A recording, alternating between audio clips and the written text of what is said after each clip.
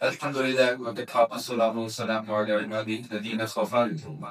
اللهم صل على سيدنا ومولانا محمد وعلى آل سيدنا ومولانا محمد وبارك.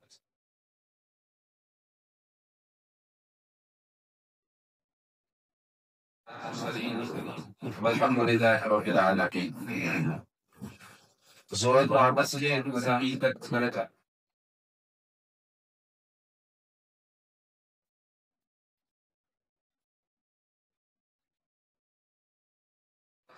دیانت کے حوالے سے گفتگو کی جا رہی ہے اور اس کے ساتھ ساتھ عدد انتشام کو اپنی قدرت کاملہ دمی اس بار فرمانا چاہیے. کچھ مضامین سورہ عدد سے گزشتہ نشستیں بیان ہو چکے ہیں. تو اس مضامین کا وزیر ہے جن پر انشاءاللہ مختصراً آج تھوڑی سی گفتگو ہوگی. ان کے بعد آپ لے چلے ہیں.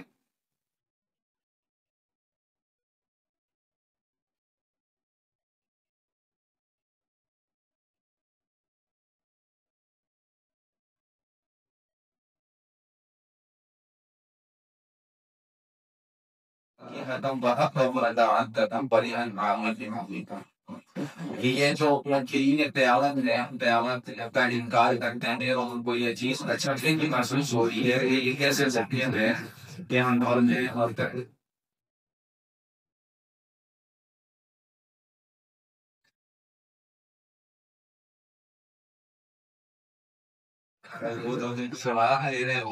ذرا اس قرآن کی طرف غور کرو. انا سطرنا الماء سقا کہ ہم نے آسمان سے پانی نازل کیا. ثم شققنا الارض شقا پھر ہم نے زمین کو پھاڑا. پانی زمین پر گرا. زمین پر تم نے کھیتی باڑی کی ہل چلایا بیج بویا. پھر ہم نے اس بیج میں سے ایک کونپل نکالی. اس سے ایک پودا نکلا. وہ پودا نے درخت کی شکل اختیار کر لیا. اس پودے کے ذریعے سے تم اپنے خوراک حاصل کرتے ہو. تو اللہ تبارک نے یہ سب کچھ ہم نے کیا. فَأَنبَتْنَا فِيهَا ہم نے اس میں سے پھر باغات بھی نکالے. پھر کداریاں بھی نکالی. پھر سبزیاں بھی نکالیں. اور یہ ساری کی ساری چیزیں تو ہم نے پیدا کی.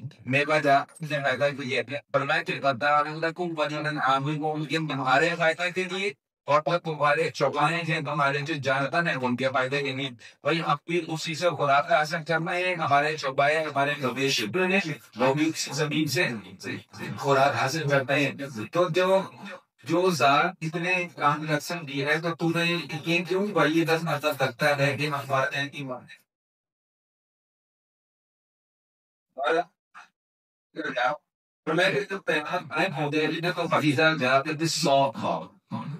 اچانک ایک چنگارا کی آواز آئی. میں بار بار یہ بات گزارشات آپ کی خدمت میں اس لیے عرض کر رہا ہوں تاکہ یہ دن جو ہے وہ مفتا ہو. یہ بات بھی گزر چکی ہے کہ سور 2 مرتبہ پھولتا جائے گا. جب پہلی مرتبہ پھولتا جائے گا تو سب کچھ ختم ہو جائے گا. جب دوسری مرتبہ پھولتا جائے گا تو سارے زندہ ہو کر اللہ کی بارگاہ میں پیش ہو جائیں گے. حساب کتاب میں دیا.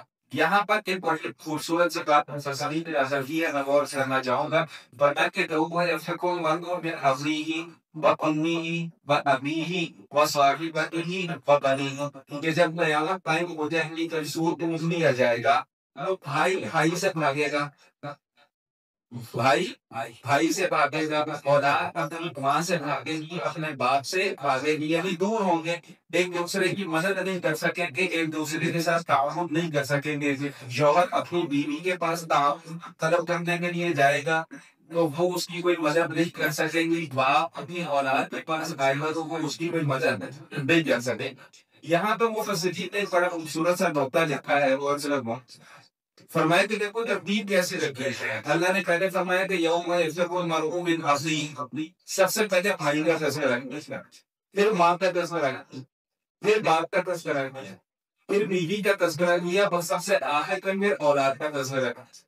تو علماء مفسرین فرماتے ہیں کہ دیکھو جب آپ بچپنے کی حالت میں ہوتے ہو تو سب سے گہرا تعلق آپ کا بھائی کے ساتھ ہوگا. سب سے اچھی دوستی آپ بھائی کے ساتھ ہوتی ہے. وہ آپ کے ساتھ شیر و شکر ہو جائے.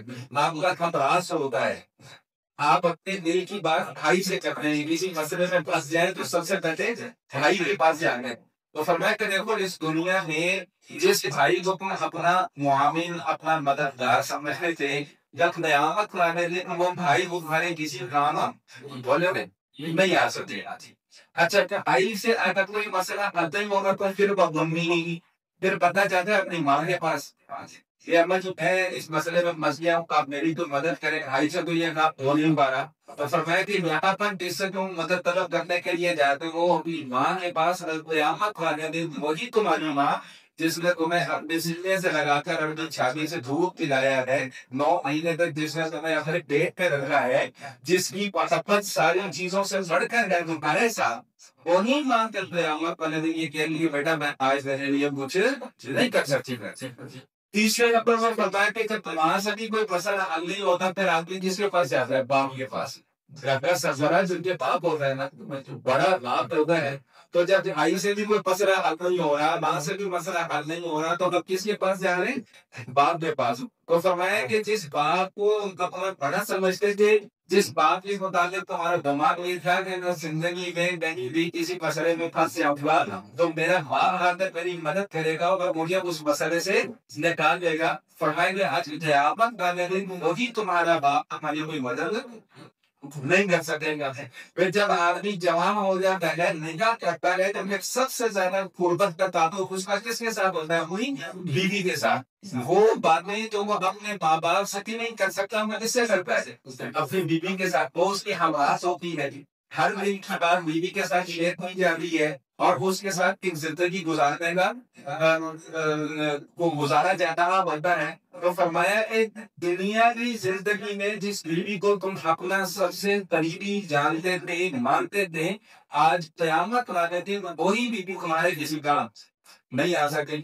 جب نکاح ہو جاتا ہے بیوی نکاح میں آ گئی ہے، وہ اس کے بعد جب تعلق ہوتا ہے تو پھر اولاد ہوگی ہے، تو پھر سب سے زیادہ محبت کس سے ہونے لگتی ہے؟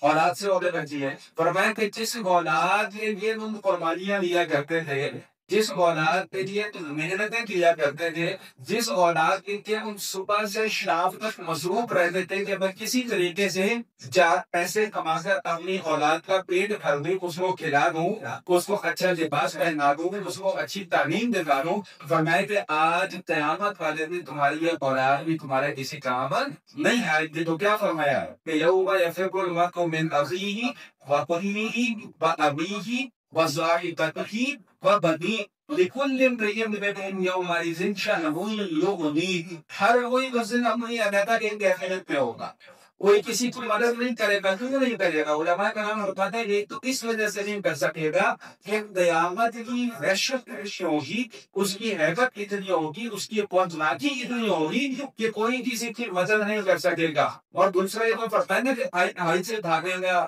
بیوی سے بھاگے گا، بیوی شوہر سے بھاگے گی، اولاد ماں باپ سے بھاگے گی. باتیں کا مطلب کہ وہ ہاتھ کھڑا کرتے کہ آج آپ کچھ نہیں کر سکتے. فرمایا کہ اس کی ایک وجہ یہ بھی ہے یہ ان کے دل کے اندر یہ خوف ہوگا کہ آج نہیں کوئی اپنے حقوق کا خواہاں ہے. بھائی یہاں پہ تو ہم اسی کا سوال کر کے سمجھ میں ہے نا کہ جی ہمیں پتہ نہیں اپنے کتنا بڑا کام کر لیا یا تو دھوکہ دے دیا نہ جو ملا مزا کھا پھنگ کام ہے، لیکن ہم اپنے آپ کو بڑا شامل اور سمجھدار سمجھ رہے ہوتے ہیں کہ دیکھو میں نے اس کو کیسا جو ہے نا کھڑکیاں گھمائی ہیں، اگر میرے سامنے 2 منٹ کے لیے بھی کھڑا ہو سکا نہیں. تو کل قیامت والے دن اس بات کو ہوگا کہ جو میں نے لوگوں کو چکر دیے ہوئے ہیں نا، جو میں نے لوگوں کو کھڑکیاں گھمائی ہوئی ہیں، جو میں نے لوگوں کو گولیاں کرائی ہوئی ہیں، جو میں نے لوگوں کے جائیداد پر میں قبضہ کر کے بیٹھا ہوں، گہن میں پہلے حصہ نہیں لیا، آج کے لیے مجھ سے اس غصے کا مطالبہ نہ کرتے ہیں. تو اس ڈر کی وجہ سے وہ کہتے ہیں میں آج تمہاری کوئی مدد نہیں کر سکتا. نہ کوئی دن دنیا کی ہوگا ہر کوئی اپنی اپنی حالت میں ہوگا اور اپنی حالت سے بچ کر نکلتے کا سوچ رہا ہوگا کہ دوسرے کی کیا مدد ہے. فرمایا کہ تعلق کے دو طبقات ہوتے ہیں، وجوہ یومئذ مسفرہ وضاحکۃ مستبشرہ ووجوہ یومئذ علیہا غبرہ ترہقها قترہ اولئک هم الکفرۃ الفجرہ. تو 2 قسم کے افراد ہوں گے.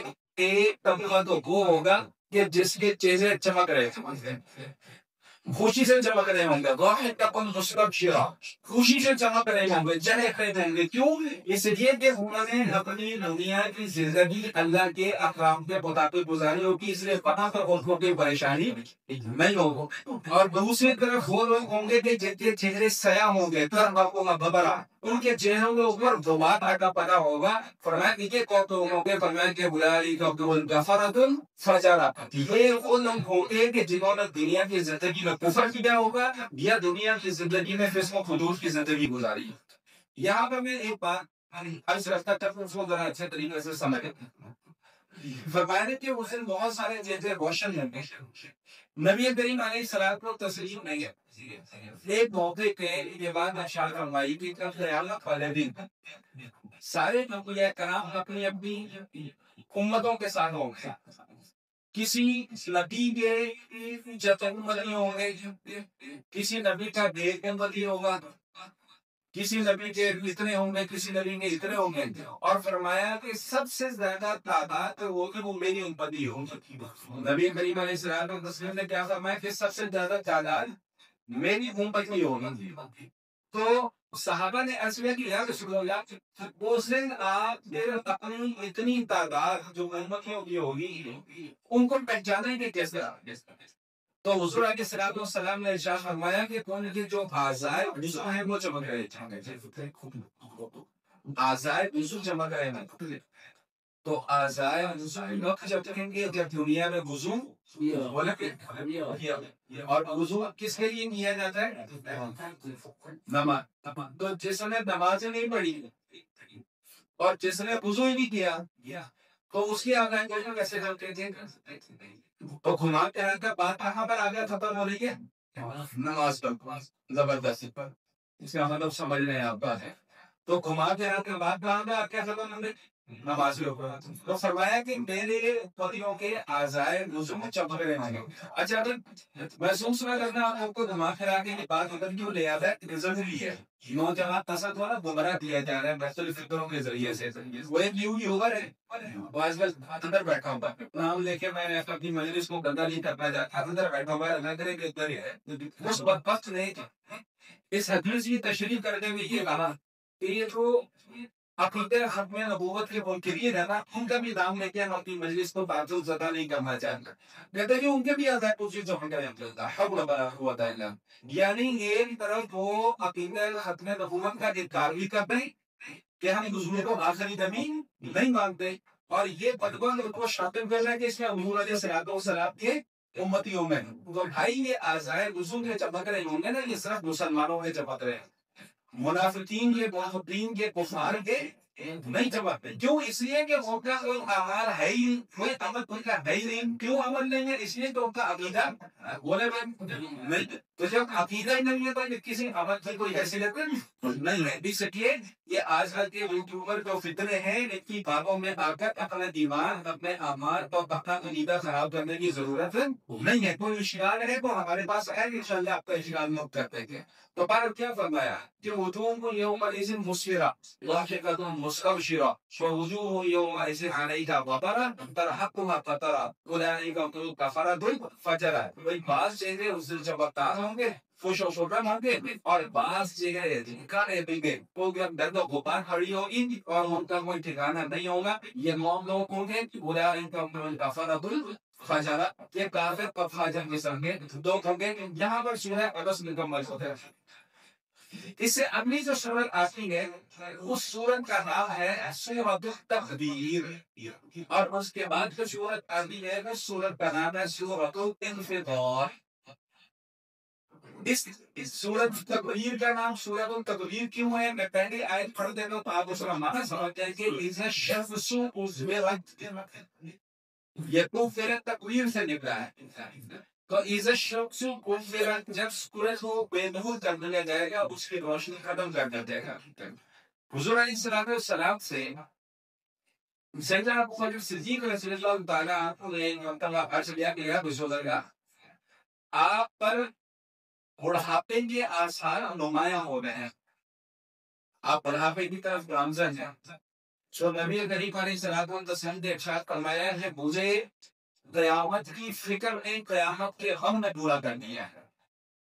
اور یہ جو سورت التکویر ہے، اس سورت میں اور چند اور سورتوں کا نام لیا، فرمایا کہ جب میں ان سورتوں کو پڑھتا ہوں اور ان کے اندر جو قیامت کی روشنیاں بیان کی جاتی ہیں، ان کی وجہ سے میرے اوپر دھڑاپا آنے لگا ہے، مجھے آخرت کا غم اتنا لاحق ہو گیا ہے۔ میں ایک جملہ یہاں پر بیچ میں عرض کرنا چاہوں کہ یہ کون سی ہستی کہہ رہی ہے یہ بات؟ یہ وہ ہستی کہہ رہی ہے کہ جس کے اللہ تعالیٰ نے کائنات کی تخلیق فرمائی ہے، یہ وہ ہستی کہہ رہی ہے کہ جس کے امتی ہونے پر ہم فخر محسوس کرتے ہیں۔ یہ وہ ہستی کہہ رہی ہے کہ مخلوقات میں سب سے اونچا مقام، سب سے اعلیٰ، سب سے برتر ہستی یہ ہے۔ وہ ہستی یہ کہتی ہے کہ مجھے آخرت کے فکر میں، مجھے قیامت کے فکر میں بولا کر دیا۔ میں صرف ایک کا عرض کروں گا کہ حضور علیہ السلام کو آخرت کا اتنا فکر لاحق ہے۔ میں اور آپ اس کھیل کی دنیا، ہم جس دنیا میں جی رہے ہیں یا ہم کس دور میں جی رہے ہیں، شاید ہمارے دل و دماغ کے اندر بھی وہی بات سما گئی ہے جو کفار یہ کہا کرتے تھے کہ کوئی حساب نہیں تھا، کوئی آخرت نہیں ہے، کوئی پوچھنے والا نہیں ہے۔ اللہ کے نبی فرما رہے ہیں جب میں یہ ذکر کرتا ہوں تو ان صورتوں میں مجھے آخرت کے حق پتہ لگی ہے، جس کی وجہ سے وہ پر بڑھاپا طاری ہو رہا ہے۔ اور ایک اور حدیث سے میں بتا رہی ہے کہ حضور علیہ السلام نے یہ بات بھی ارشاد فرمائی کہ جو شخص چاہتا ہو نا کہ قیامت کو اپنی آنکھوں سے دیکھ لے، جو شخص یہ چاہتا ہو کہ قیامت کو اپنی آنکھوں سے دیکھنے کو ان صورتوں کی تلاوت کر کے اس شخص کو میرا آغاز کس بات سے ہو رہی ہے؟ یہ اس شخص کو میرا سورت ختم، سورت بے نور، یہاں پہ دیکھا نقطہ اور بھی عرض کرتا چاہوں جو مفسرین نے بیان فرمایا ہے۔ فرمایا کہ پچھلی سورت گزری نا، سورہ عبس، جیسا کہ میں نے ابھی اس پر تھوڑی سی بات کی ہے کہ بھائی بھائی کی مدد نہیں کر سکے گا، میاں بیوی ایک دوسرے کی مدد نہیں کر سکیں گے، کو فرمایا کہ اس صورت میں ان احوال کا ذکر تھا، ان اثرات کا ذکر تھا جو انسانوں پر اور انسانوں کے رشتہ داروں پر مرتب ہوا۔ یعنی قیامت جب آئے گی تو مجھ پر کیا گزرے گی، آپ پر کیا گزرے گی، اس بات پر نظر۔ اب اس سورت کو تقریر میں اور اس سے آگے جو سورت آ رہی ہے سورت کو انتظار، اس میں ان اثرات کا ذکر کیا گیا ہے کہ قیامت کے آنے کے بعد نظام عالم پر کیا اثرات ہوگا۔ فرمایا کہ سب سے پہلا اثر جو مرتب ہوگا بنی مرتب ہوگا کہ اذا الشمس انفجرت، سورج کی روشنی ختم کر دی جائے گی، واذا النجوم انکدرت، ستاروں کی روشنی ختم کر دی جائے۔ آپ اثر ماشاءاللہ تقریب سے آ رہے ہیں، آپ ان کے ذہن کے اندر یہ مضامین ہوں گے کہ ہم بار بار قیامت کے تذکرے میں سورج چاند ستاروں کا تذکرہ ضرور پڑھتے ہیں۔ آخر اس کی وجہ کیا ہے؟ دیکھیے اس میں کئی فتوحات ہوئی، کئی توجیحات ہو سکتی ہیں۔ ایک توجیح اس کی یہ بھی ہو سکتی ہے کہ دیکھنے میں ہمیں سورج بہت طاقتور لگتا ہے، اور ہے بھی۔ یہ جو ہماری زمین ہے یہ اتنی سی زمین ہے، اور سورج اس زمین سے 13 لاکھ گنا بڑا ہے۔ یعنی 13 لاکھ زمینوں کو ملائیں گے تو ایک کیا بنے گا؟ سورج 9 کروڑ 30 لاکھ میل کے فاصلے پر ہے ہم سے۔ زمین سے اتنا بڑا ہونے کے باوجود اللہ نے اسے ہم سے کتنا دور رکھا کہ ہمیں اتنی سی نظر آتی ہے۔ اور یہ بھی اللہ کی بہت بڑی حکمت ہے۔ محققین فرماتے ہیں کہ اگر سورج 1 انچ ہمارے سے قریب ہو جائے نا، 1 انچ یا اس سے بھی کافی ہم سے قریب ہو جائے تو ہم جل کر ختم ہو جائے، ہم اس کی حدت اور اس کی گرمی کو برداشت نہیں کر سکتے۔ اور اگر 1 انچ سورج ہم سے دور ہو جائے تو ہم برف کی طرح جم جائیں گے۔ تو یہ اللہ پاک کا نظام قدرت ہے کہ لاکھوں سال گزر رہی ہے، اربوں سال گزر رہی ہے، سورج اپنی جگہ پر قائم ہے، زمین اپنی جگہ پر قائم ہے، اور اس وقت تک قائم رہیں گے جب تک کہ اللہ بھگول نہیں ہوگا۔ تو یہ جو سورج چاند ستارے پہاڑ ان کا تذکرہ بار بار کیوں آتا ہے؟ اس لیے آتا ہے کہ ایک تو ہماری نظر میں یہ بہت بڑی بڑی اور طاقتور مخلوق ہے، اور دوسری اس کی وجہ یہ ہے کہ اس زمانے میں بھی سورج کو پوجنے والے بھی موجود نہیں، ستاروں کو پوجنے والے بھی موجود تھے، بلکہ آج کے دور میں بھی بعض توقع پرست ایسے ہیں کہ وہ بارش ہونے نہ ہونے کا عقیدہ ستاروں سے رکھ لیتے ہیں کہ فلاں ستارہ نکلے گا تو بارش ہوگی، فلاں ستارہ ظہور ہو جائے گا تو بارش نہیں ہوگی۔ گویا کہ ان لوگ اپنا حاجت روا اور اپنا مشکل کشا سمجھتے ہیں۔ ارے پہاڑوں کو بہت بڑا داتا سمجھتے تھے، اور یہ بھی تو اللہ تعالیٰ نے قیامت کا آغاز انہی چیزوں کے تذکرے سے کیا کہ جن کو تم اپنا حاجت روا سمجھنے ہو، جن کو تم اپنا مددگار سمجھنے ہو، جن کو تم اپنے سے زیادہ طاقت کر سمجھتے ہو، ان کی یہ حالت ہوگی کہ سورج پہ تمہیں آج روشن نظر آ کر اس کی روشنی چاند جو ایک چمکدار نظر آ رہا ہے، اس کی چمک ختم۔ ستارے سے تمہیں جھلنے لگتے نظر آ رہے ہیں، ان ستاروں کی جھلنے ختم ہو جائے گی، جب قیامت قائم ہوگی تو یہ منظر ہوگا۔ اس صورت پر دو تین باتیں اور اضافہ ذکر کی ہے۔ میں ذرا آیات کا ترجمہ کرتی ہوں تاکہ بات سمجھنے میں آسان ہو جائے۔ فرمایا کہ اذا الشمس كورت فاذا النجوم انكدرت واذا الجبال سيرت واذا العشار عطلت۔ اس آیت کا مطلب سمجھ لیں کہ جب حاملہ اونٹنی کو بیان عدل کا چھوڑ دیا جائے۔ اب یہ بھی سمجھ لیں کہ یہاں پر اونٹنی کا تذکرہ کیوں ہوا ہے۔ دیکھیں یہ موضوع ہے گزر چکا ہے کہ عرب معاشرے میں اونٹ اونٹنی یہ دن کی سب سے قیمتی مدد، اور خاص طور پر وہ اونٹنی جو حاملہ ہو، جو بچہ چلتے والی ہو، اس اونٹنی کی قیمت یوں سمجھتے کہ کروڑوں میں ہوگی۔ سب سے زیادہ قیمتی چیز ان کے لیے اونٹنی ہوا کرتی۔ تو اللہ فرماتے ہیں کہ جب قیامت قائم ہوگی تو قیامت کی ہوتی اتنی شدید ہوگی کہ آپ کو یہ بھی فکر نہیں ہوگی کہ میرا مال کدھر پڑا ہوتا ہے۔ آج جس مال کی حفاظت کے لیے ہم طرح طرح کے انتظامات کرتے ہیں نا، کل جب قیامت قائم ہوگی تو انسان اپنا مال بھی بھول جائے گا کہ وہاں گیا میرا مال۔ فرمایا کہ وَإِذَا الْعِشَارُ عُطِّلَتْ، جب رس ماس کی گاہن ہوتی ہے اس کو بھی لوگ بھول جائیں گے، جو زندگی میں ان کی سب سے قیمتی متاع۔ وَإِذَا الْوُحُوشُ حُشِرَتْ، یہی آیت ہے نا، وَإِذَا الْعِشَارُ عُطِّلَتْ وَإِذَا الْوُحُوشُ حُشِرَتْ، یہ وحشی جانوروں کو اکٹھا کر دیا جائے گا۔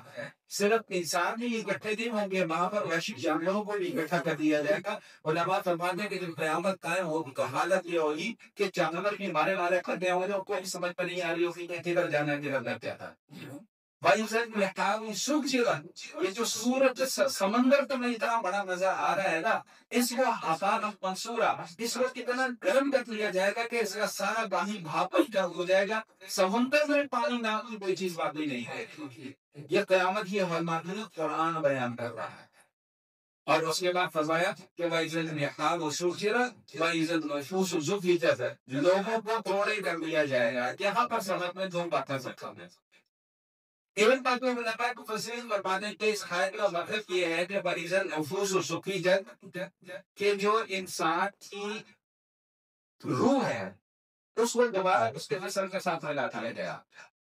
بھائی ابھی جو ہم ہنس رہے ہیں، بول رہے ہیں، کھا رہے ہیں، پی رہے ہیں، چل رہے ہیں، اٹھ رہے ہیں، بیٹھ رہے ہیں، سن رہے ہیں، یہ سارے کے سارے معاملات ہمارے تب تک چلیں گے جب تک کہ روح ہمارے جسم کے اندر کیا ہے بولے بھائی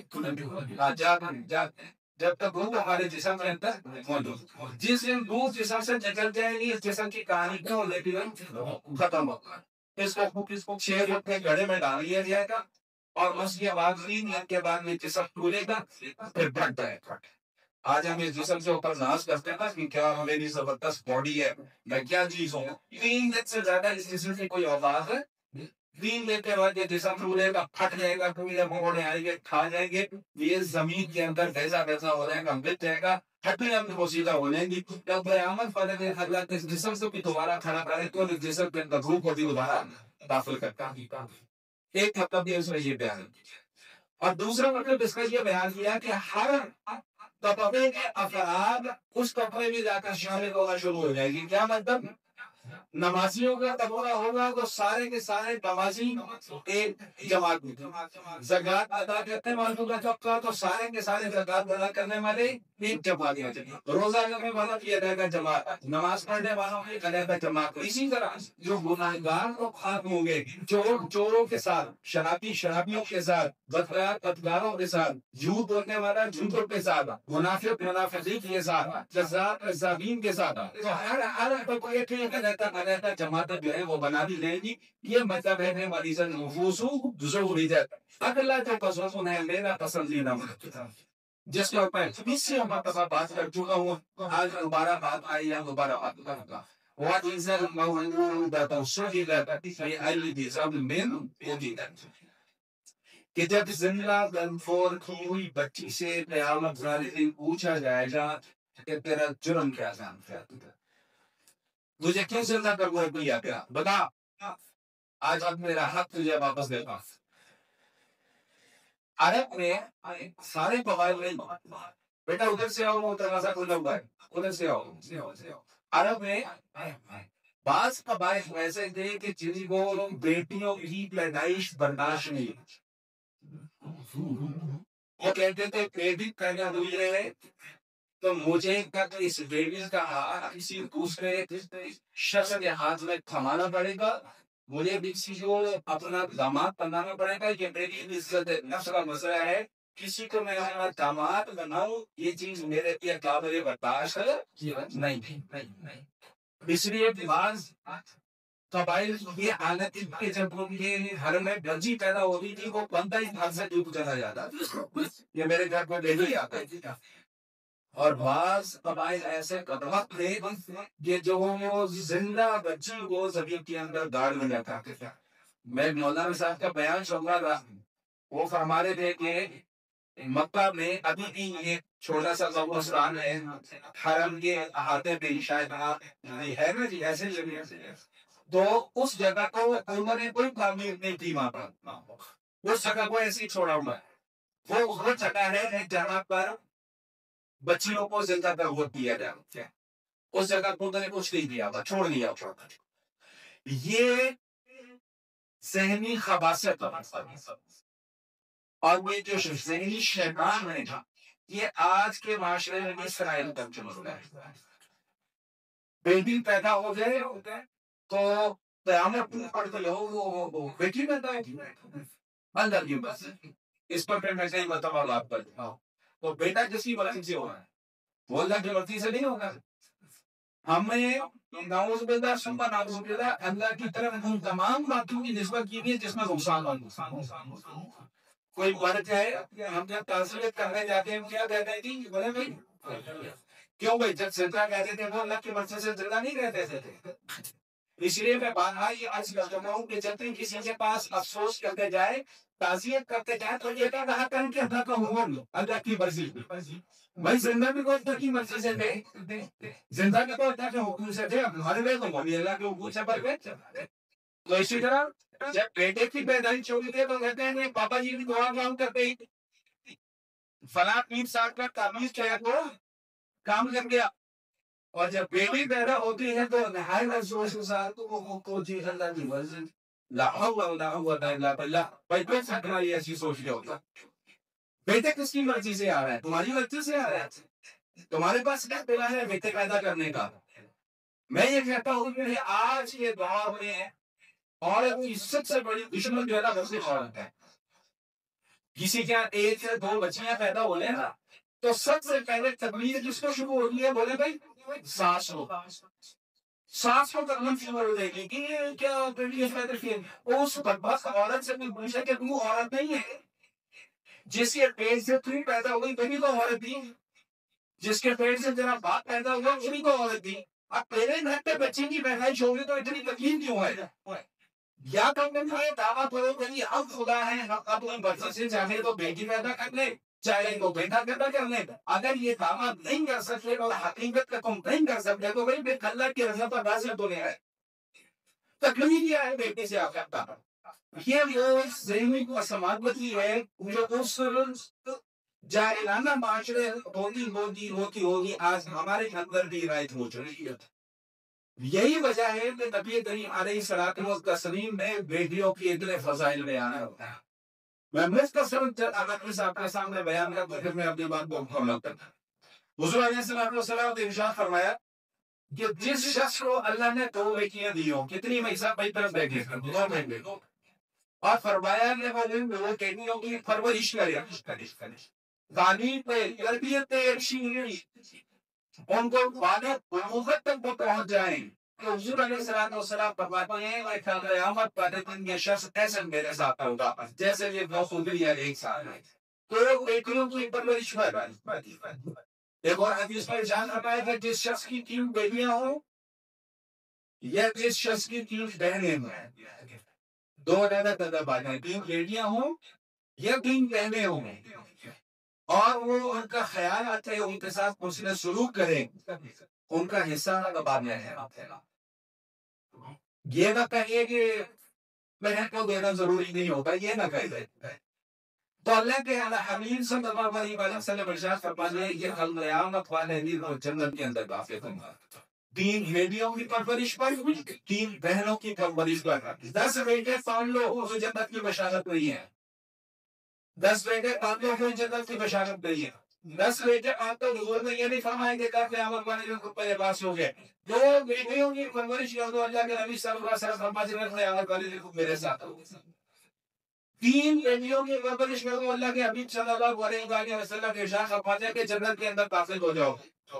ایک اور روایت ہے جس کا مفہوم و خلاصہ آپ کے سامنے ایسے رہو کہ حضور علیہ السلام نے ارشاد فرمایا کہ جس شخص کو اللہ تعالیٰ نے بیٹیاں عطا فرمائی ہوں، وہ ان کی پرورش میں آنے والی تکالیف کے اوپر صبر کرے اور اپنے بیٹوں کو اپنی بیٹیوں پر اہمیت نہ دے. یہ اللہ کے نبی کا فرمان ہے. اور مسلمانوں جاتے ہیں کون سے زمانے میں رہ رہے ہو؟ یہ ابو جہل کا دور نہیں ہے، یہ ابو لہب کا دور نہیں ہے. تعلیمات کیسے ہیں؟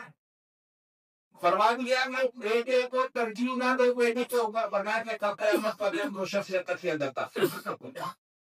ہم نے پتہ نہیں کیا ایک ٹھاپا سا بنا لیا کہ اللہ نہ کرے جس کے گھر بیٹی پیدا ہو جائے تو وہ معطر بھی کیفیت ہو جاتی ہے کہ جیسے الامات الحافظ. میں ایسے کوئی بندوں کو جانتا ہوں جس میں ایک بیٹی پیدا ہوئی، بیوی کو منہ لگانا چھوڑ دیا، اللہ نے دوسری بیٹی دی، ہاسپٹل چھوڑنے دفعہ ہو گیا، بھاگ گیا. میں جانتا ہوں ایسے لوگ بہت ہوں. خدا کا خوف کرو تو انہیں قیامت والے دن جا کے رتم کو منہ نہیں دکھانا، اللہ کو جواب نہیں دے گا.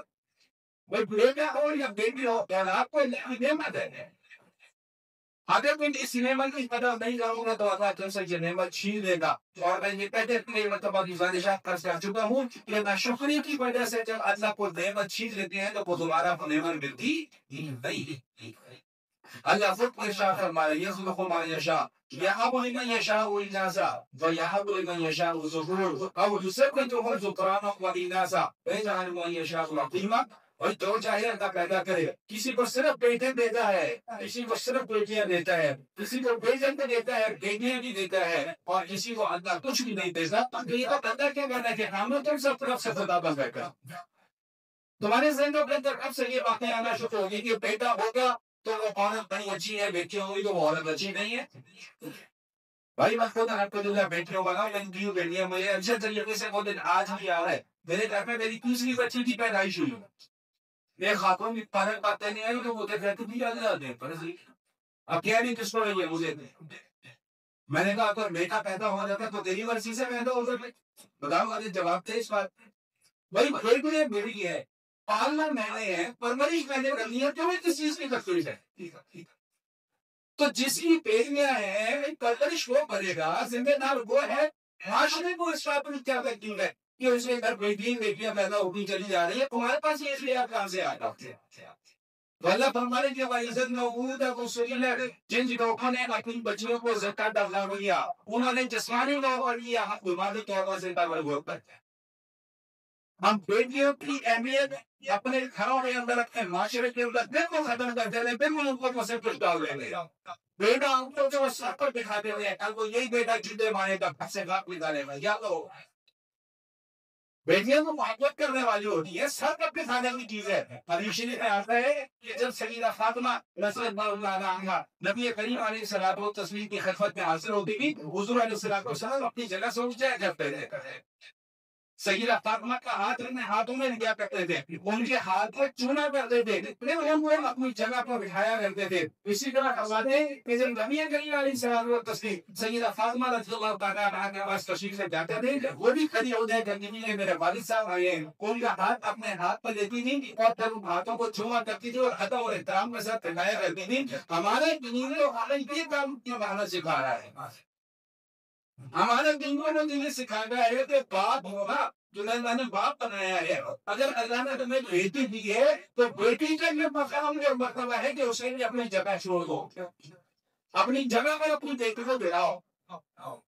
میں آج بیٹی کا سب کو یہ چیز کو قریب کرانا کرتا، کسی کے گھر سے 2 سے 3 بیٹیاں ہو گئے، 3 سے 4 بیٹیاں ہو گئے، کوئی خاندان والے بننا بنے، ایسے خاندان والوں پہ چوتے نکلا گئے ایسے بات پر یقین مانے میرے خیال میں ایسا ہو مجھے چوتے مار کے گھر سے باہر نکال پائے، تو خدا کب سے بن گئے تھے؟ اللہ نے تمہیں یہ اختیارات دی ہے، اللہ نے تمہیں یہ پاور دی ہے۔ اگر کسی کے بیٹیاں پیدا ہو رہی ہے تو اس عورت کا قصور ہے، بھئی اللہ سے کرو، اللہ سے میری شکر کرو کہ اللہ کو ہمیں بیٹیاں تم دیے جا رہا ہے۔ تو بارہ یہ فرمائے کہ بھائی زنگا اولا تو سوئلہ میرا ہی نظام پر پوزیرہ وہی زندہ کر دو کی بچی کو زندہ کر کے اسے پوچھا جائے گا بھائی وہ لینا جڑا گیا تھا جو تیزے زندہ کر دو کر دیا گیا۔ یہ واقعہ سنانے کو پھر بات کو آگے لے گیا۔ اسی عرب معاشرے میں جہاں پر بچیوں کو زندہ تبدیل کیا جا رہا ہے، ایک صحابی ہے وہاں پر ساسا بن ناجیہ رضی اللہ تعالی عنہ کا شاید واقعہ میں نے پہلے بھی کسی موقع پر ذکر کیا تھا، خلاصہ ہم سے کہا یہ واقعہ نہیں مگر ڈالا ان کا اونٹ یا اونٹنی جو ہے نا وہ چوری ہو گئی، تو وہ اپنے اونٹ یا اونٹنی کی تلاش میں نکلے، تو اپنے علاقے سے کہاں جا کر کہیں ان کو وہ اپنا اونٹ اور اونٹنی پھر گئے اور غزنی والوں سے بات چیت ہوئی تھی۔ میں نے کہا بھائی یہ میرے اونٹ ہے، میرے واپس فرما کہ تیرے پاس لا کے ہمارے ہمیں ملے ہمارے۔ میں نے کہا بھائی اتنے پیسے دے لو اور یہ اونٹ میرے مجھے واپس پہنچا۔ میں نے ابھی کیا بتایا کہ عرب تو اپنے اونٹوں سے بہت محبت کی، ان کا شجرہ نسل تک یاد رکھتے جانے دیں۔ تو بارہ تو اونٹ جو ہے نا جی کو انہوں نے واپس دے دی، تو جب واپس آنے لگے تو اندر کچھ تھوڑا سا ہلدا بلدا کسی آواز آئی، تو انہوں نے کہا بھائی یہ کیا مسئلہ ہے؟ اور کہا کہ وہ فلاں ہم بچی پیدا ہوئی ہے تو اب ہم اس بچی کو زندہ تبدیل کر لے گے۔ تو یہ سارا تم ناجی آتے ہیں، انہوں نے سوچا کہ مجھے ایمان قبول نہیں کیا ہے، تو یہ عرض کرتی ہے ان کو کہنے لگے کہ نہیں ایسا کرو بچی کو زندہ تبدیل نہ کرو، یہ بچی مجھے دے دو میں بات بات میں۔ انہوں نے کہا کیونکہ ایک شخص ہم دیں گے، یہ جو تو اونٹ اپنے ساتھ لے کر جا رہے ہیں نہیں آنے دیں۔ میں نے کہا ٹھیک ہے تو کیا اونٹ دے دو، میں نے کہا صرف یہ نہیں اس سے ایسا اور بھی لیں گے ایک اور۔ میں نے کہا ٹھیک ہے میں تمہیں وہ بھی دیتا ہوں کہ یہ بچے مجھے لے، لیکن میرے ساتھ میرے علاقے کا چلو میں واپس کس پر جاؤں گا، اسی اوپر بیٹھ کر جاؤں گا۔ اور واپس آئے اس بچی کو اپنے آغوش میں دیا، ایک اور ہو گیا پر جان چھڑا اور اس بچی کو پرورش دی۔ ایک مرتبہ یہ نبی کریم علیہ الصلوۃ والتسلیم کی خدمت میں حاضر ہوئے، جب ایمان قبول کر لیا تو فرمایا لگی کہ یا رسول اللہ زمانہ جاہلیت میں میں نے 360 بچیوں کو اس طرح گول دیا ہے، کیا میرا یہ عمل اللہ کی بارگاہ میں مقبول ہوگا یا نہیں ہوگا؟ جواب سنیے گا، حضور علیہ الصلوۃ والسلام نے کیا ارشاد فرمایا کہ یہ عمل اللہ کی بارگاہ میں مقبول تھا تو تجھے ایمان کی دولت عطا فرمائے۔ اگر یہ عمل مقبول نہ ہوتا تو اللہ تجھے ایمان کی دولت سے محروم بھی کرتے، ایمان کی دولت عطا فرماتے۔ تو بہرحال عظمت کا مقصد یہ تھا کہ بھائی یہ بیٹیاں جو ہیں یہ ہماری عزت ہیں، یہ ہماری شان ہے، ہماری آن ہے، ہماری آن ہے، یہ سر پر بٹھا کر رکھنے کی چیز ہے۔ اللہ نے بطور مہمان آپ کو ہمارے پاس بھیجا ہے۔ 20 22 سال 23 سال 24 سال 25 سال جوانوں کے دن کسی دوسرے سے حوالے کرتے نہیں، یہ فطرت کا قانون ہے۔ تو اس لیے بیٹیوں کا عزت کرو، ان کا احترام کرو، ان کی پرورش پر ڈھونڈا بس کرو۔ اگر بیٹے کی پرورش پر 10 کلو مٹھائی تقسیم کر دو تو بیٹی کی پرورش پر 20 کلو مٹھائی تقسیم کرو۔ یہ اللہ کی نعمت بھی ہے، اللہ کی ارادہ بھی ہے. انا تب آپ کا مختصر کر رہا ہوں. تو فرمائے تو بھائی سے تو موجود ہے فصولیت في أي زبين قيلت وإذا الصحف نشرت وإذا السماء كشطت وإذا الجبال سعرت وإذا الجحيم سعرت وإذا الجنة أزلفت. فرمایا کہ جب قیامت قائم ہوگی تو آسمان کی کھال اتار جائے گی. یہ کھال اتارنے کا کیا مطلب ہے؟ جیسے جسے جانور لوگ سے کھال اتارتے ہیں تو اس کا گوشت نظر آنا شروع ہو جاتا ہے نا. تو یہ آسمان کی کھال اتارنے سے تشبیہ کس بات سے نہیں؟ یہ آسمان کھول دیا جائے گا اور آسمان کے اوپر کے جو افعال ہیں وہ نظر آنا شروع ہو جائے گا. وَإِذَا الْجَحِيمُ سُعِّرَتْ اور جہنم کے خون بھڑکایا جائے گا. وَإِذَا الْجَنَّةُ أُزْلِفَتْ اور جنت کو غریم کر دیا جائے گا. عَلِمَتْ نَفْسٌ مَا قَدَّمَتْ وَعَلِمَتْ نَفْسٌ مَا أَخَّرَتْ. جو کچھ اس دنیا میں کیا ہے وہ سب کا کٹا چٹا کر جو ہے وہ سامنے آ جائے گا. یہ سورۃ التقویب کے کچھ مضامین ہیں جو ابھی میں نے آپ حضرات کے سامنے بیان کر دیے. اگر اجازت ہو تو یہ وہ چھوٹے چھوٹے مسائل ہیں جو میں نے ہر سرنے تک بتا دوں. اجازت ہے؟ نہیں. اچھا اچھا وہی ایک سوال آیا میرے پاس. ایک بچے کا سوال ہے تو وہ سوال ہے تھوڑا سا اس کا جواب بھی تھوڑا سا ہوگا. سوال یہ ہے کہ یہ جو گھریلو ملازم ہوتے ہیں، گھریلو ملازم جو ہے، جو ڈرائیور ہے، خان سامان ہے یا گھروں کی صفائی ستھرائی کرنے والے لوگ ہیں، تو سب بڑا عجیب سا سوال یہ تھا. حضرت کیا کرتی ہیں کیا نماز پڑھنے کے لیے ہمیں ان کی اپنے صاحبوں کو یا اپنے مالکان کو اجازت دینا ضروری ہے؟ سوال سمجھ میں آ رہا ہے کہ بھائی نماز ہم نے پڑھنی ہو تو کیا اسے اجازت دیں گے نماز پڑھیں؟ بھائی دو باتیں سمجھ لیں. ایک ہوگی ہے اطلاع اور ایک ہوگی ہے اجازت. اجازت کا مطلب تو یہ ہے کہ جی میں نماز پڑھوں یا نہ پڑھوں. بولے بھائی یاد ہے نا، نماز میں نہ یہ تو کیا ہے بھائی اجازت. اللہ نہ کرے، اللہ نہ کرے، اللہ نہ کرے وہ الگ جواب لیجیے میں نے نہیں پڑھنے کیا ہوا شاہی امام کا سب میں پڑھ لیا گا. تو بھائی نماز کے لیے اجازت لینے کی ضرورت نہیں ہے. تو سر صحیح تو اپنے ادا کرنا ہی کرنا ہے.